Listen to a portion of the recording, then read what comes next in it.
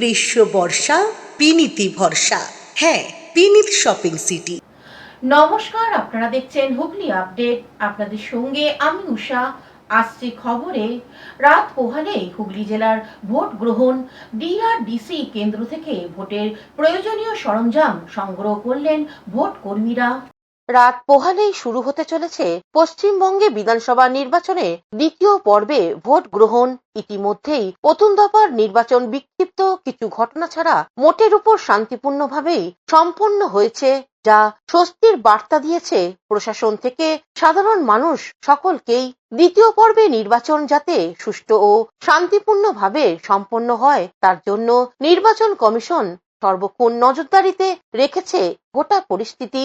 নিরাপত্তা ব্যবস্থা জোরদার করা হয়েছে, পাশাপাশি ভোটকর্মী ও প্রশাসনের তরফেও নেওয়া হয়েছে একাধিক প্রস্তুতি।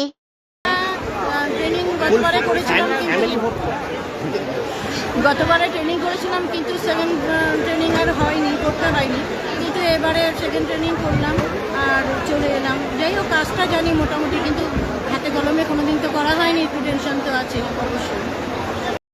এসে পৌঁছেছি এক্ষুনি পিপুলপাতি HIT কলেজে, আমাদের DCRC হয়েছে। এবার সবাই দেখে নিচ্ছি, জিনিসপত্র নেব। আমরা কাউন্টারে উপস্থিত হলাম, আমাদের 4 জন যারা টিম মেম্বার, তাদের সবার সাথে দেখা হয়েছে, প্রত্যেককেই পেয়ে গেছি। আমার পার্সোনালি আমার পড়েছে দেবানন্দপুর শরৎচন্দ্র স্কুলে। এবার যাওয়া কখন হয় দেখা। অভিষেক গুপ্তা ও চন্দনা দত্তের রিপোর্ট, হুগলি আপডেট। নির্বাচনের শেষ পর্যায়ে প্রচারে যোগ দিতে যাওয়ার পথে আক্রান্ত আরামবাগের সাংসদ মিতালি বাগ। গতকাল দ্বিতীয় দফার প্রচারের শেষ দিনে সর্বভারতীয় তৃণমূল কংগ্রেসের সাধারণ সম্পাদক তথা সাংসদ অভিষেক ব্যানার্জির ভোট প্রচারের সভায় যাওয়ার পথে হুগলির আরামবাগে সাংসদের গাড়িতে হামলা হলো। সাংসদের গাড়ি থেকেই ভেসে এলো কান্নার আওয়াজ, আর্তনাদ। তাই নিয়ে রণক্ষেত্র আরামবাগ। বর্তমানে তিনি হাসপাতালে চিকিৎসাধীন। ভাঙচুর করা হয় সাংসদের গাড়ি। যদিও হামলার মুখে সাংসদকে নির্ভীক কণ্ঠে মারুন বলতেও শোনা যায়। এই বিষয়ে তৃণমূলের রাজ্যসভার সাংসদ সাগরিকা ঘোষ কি জানাচ্ছেন শুনবো। অত্যন্ত দুঃখজনক যে আমাদের সর্বভারতীয় তৃণমূল কংগ্রেসের লোকসভা সাংসদ মিতালি বাগের গাড়িটি ভারতীয় জনতা পার্টির গুন্ডারা খুব খারাপভাবে ভেঙে দিয়েছে। মিতালি বাগের গাড়ি ভাঙচুর করেছে, মিতালি বাগের গাড়ির ওপরে আক্রমণ করেছে। এটাই কি ভারতীয় জনতা পার্টির নারী শক্তি? প্রধানমন্ত্রী নরেন্দ্র মোদী এখানে বেঙ্গলে এসে সমানই নারী শক্তি করে যাচ্ছেন। এটা আসলে বিজেপির নারী শক্তি না, শুধু নারা শক্তি।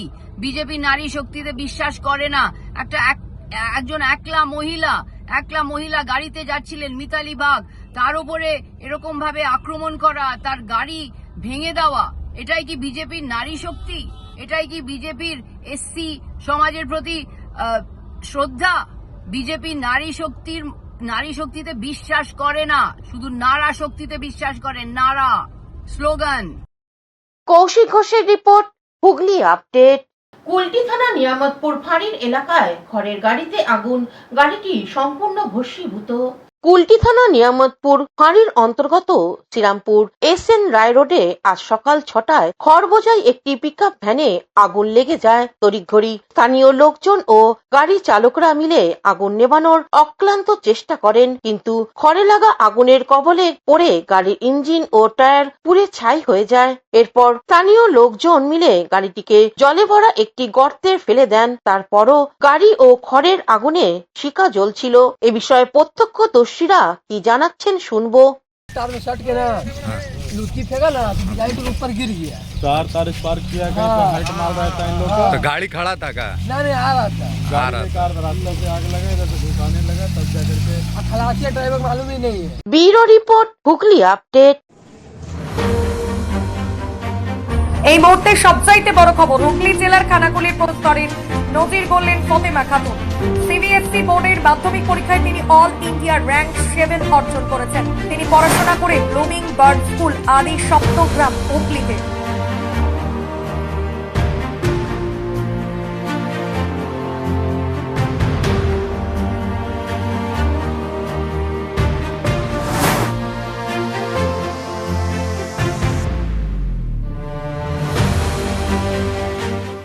এখন নিয়ে নেব বিজ্ঞাপন বিরতির পর ফিরে আসছি খবরে। থেকে রাত্রি 10টা পর্যন্ত। আজই চলে আসুন জিম অ্যান্ড ফিটনেস সেন্টারে। আমাদের ঠিকানা যোগীপাড়া লেন, আখন বাজার, চুঁচুড়া, হুগলি। মোবাইলে যোগাযোগ 7980858461। Gym and fitness centre is a holistic weekend destination for friends, family, and couples and offers magic to soothe your body, mind, and soul.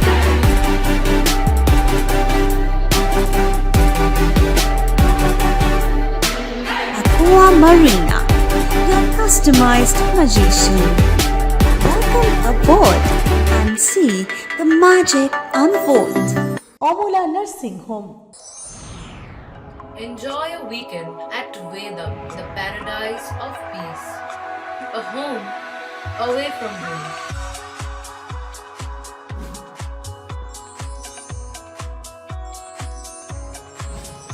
See yourself resonating with the nature.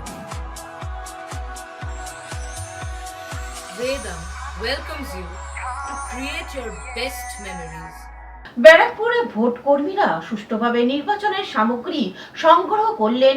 রাত পোহালেই vote. রাত পোহালেই নির্বাচন। ব্যারাকপুর প্রশাসনিক ভবনে চলছে তার চরম প্রস্তুতি। Vote কর্মীরা যারা ভোট করাবেন তারা নিজ নিজ ইভিএম ও তাদের প্রয়োজনীয় কাগজপত্র সরঞ্জাম বুঝে নিচ্ছেন। গত বছর ইভিএম মেশিন নিতে ঝামেলার সম্মুখীন হতে হয়েছিল, তৈরি হয়েছিল বিশৃঙ্খলা। এবার ভোট কর্মীরা মনের সাহস পেয়েছেন, কারণ নির্বাচন কমিশনার যে ধরনের ব্যবস্থা করেছেন তারা অনেকটাই নিরাপত্তা বোধ করছেন। এখনো পর্যন্ত তো ঠিকঠাকই মনে হচ্ছে। এবার প্রত্যাশা করছি ভালোই হবে। কমিশন যখন অত্যন্ত তৎপরতার সাথে সব কিছু করছে, ওয়াকিবহাল করছে।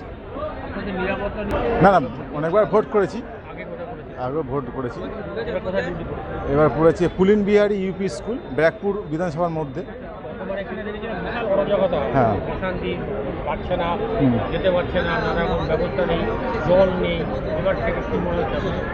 এবার দেখছি ব্যবস্থা ভালো আছে। Bureau report, Hooghly update. বিরতির পর ফিরে এলাম খবরে।